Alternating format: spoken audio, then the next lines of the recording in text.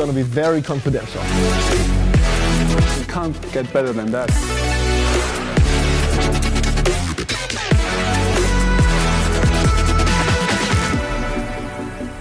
Hi everyone and welcome to the very first episode of EQ Enthusiasts. My name is Dennis. Usually I'm working in the communications department of Daimler, but in this format I take you behind the scenes of Mercedes EQ. I show you the latest innovations and the most fascinating products, plus the people behind them. And that's why we're here in Sindelfingen at the Mercedes-Benz Design Center. We're going to meet a very special person. He once designed the Mercedes Vision AMG Gran Turismo. Now he's a team leader in exterior design and significantly involved in the look of the whole EQ family. I promise you up front, guys, it's gonna be a lot of fun for you to watch. Hope that sounds good, and if so, let's go. Mercedes-Benz is a luxury brand with a huge heritage, that's for sure. But how does luxury and design go together when it comes to electric cars? That's what we'll find out today, and as you can see, it's gonna be very confidential.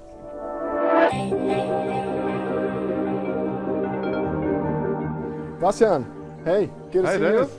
How you doing? Great to have you here at the Mercedes-Benz Design Center in Sindelfingen. Thanks so much. What we're going to do today, what have you prepared for us? I'm very happy to show you today some insights about the Mercedes design and give you a closer look in the future of Mercedes-Benz EQ. Yeah, sounds great. So, You could follow me, but before that, I have to tell you that everything in there is highly confidential, so you have to turn your camera off and then we can follow.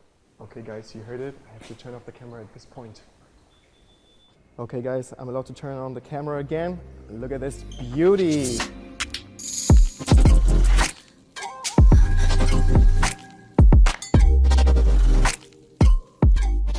Bastian, where did you take us? So Dennis, now we're in the heart of the design building, more or less. It's one of our design studios.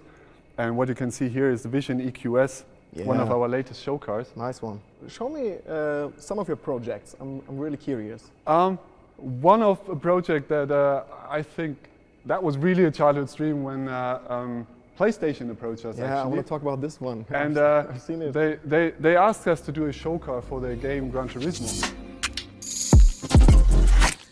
I mean, a show car for a racing game. You can't get better than that. These tasks you don't even get in university. So we created a car that was really highly efficient. We have active aerodynamics. But this one was built for a combustion engine, right? What about the EQS, the electric S-Class? So we take our inspiration more from electric devices to create a really unique look for the EQ brand. So we have that one bow silhouette describing the sleekness and elegance character of the car. What are the main challenges creating an EQ in comparison to one with a combustion engine? To make that a bit more clear for you, I thought, why not go in here and do a little bit of sketching? Right now? Yeah. For me, I would ask you to sketch some. What does a Mercedes mean to you? What comes into your mind if you think about a Mercedes classical limousine? Classic. Okay, so like S-Class. Like, go ahead, yeah. Don't laugh at me. No, looking good. Go ahead. Yeah? Can I work in your team? Of course, we always need young, talented, motivated designers. Oh man, like a common S-Class. Don't forget the star. Yeah, sure. Okay, now it's finished. What do you think? Okay. I mean, no, I'm being honest, this is exactly what I mean. Like, everybody has a perception of Mercedes in particular. What does it mean to think about Mercedes? And for sure, most of the people think about a normal limousine. And so this time, if it looks like this, or more like the S-Class, you have a long bonnet, which is unique for the combustion engines, and also a long rear overhang, which is specific for the rear-wheel driven cars. But here with the EQ family, of course, we have to rethink everything. We have different technical requirements. It's an electric car.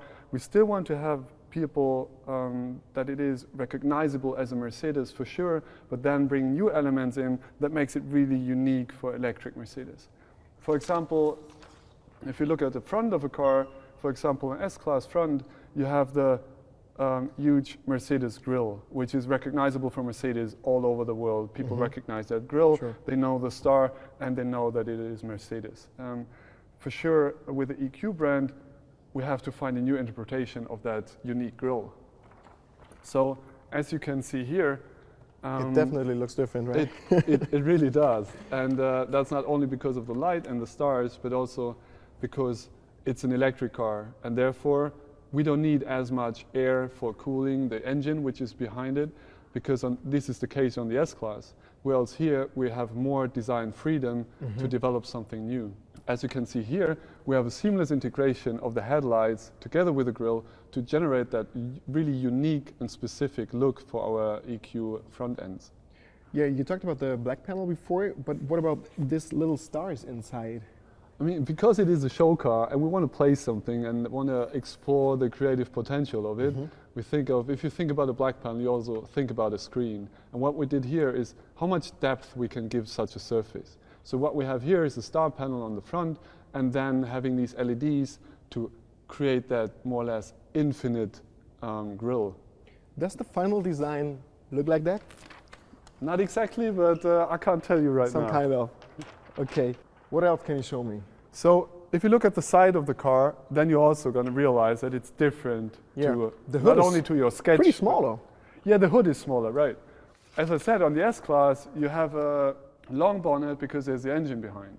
Like on an electric car, you don't have the engine in the front, and therefore we reduce the front overhang to a minimum and put in the wheels really far out on the corners of the whole car to emphasize the cabin and where the people are going to sit then. Yeah, but from my point of view, it looks more sporty than the usual S-Class or a saloon. Yeah, for sure. What we tried here is to find a sleek silhouette that is good for aerodynamics and is creating a different character for these cars. So it's more a four-door sports car than a classic limousine. And if you come towards the back, you can see how nicely the cabin is tapering.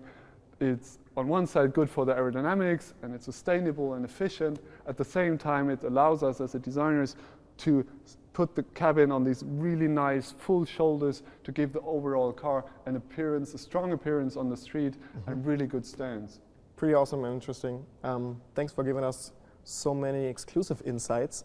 But as you know, a bit curious and always a bit impatient. Is there something else that you can reveal about the upcoming EQS? Actually, I can't do that. Just one thing, come on.